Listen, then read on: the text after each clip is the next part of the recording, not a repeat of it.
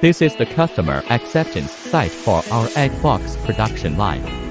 This production line is a side exit type egg box production line with a total length of about 20 meters, which is very suitable for smaller factories. This production line is equipped with a 4-sided drum forming machine and an 8-layer drying line. The molding machine produces 6 egg boxes per plate with 4 rotating drums, capable of producing 90 egg boxes per minute and a production capacity of 5,400 per hour.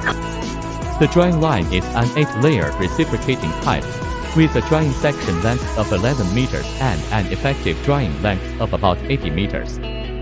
Compared to other egg box lines of the same specifications, this production line has high quality, stable operation, high output, and low energy consumption.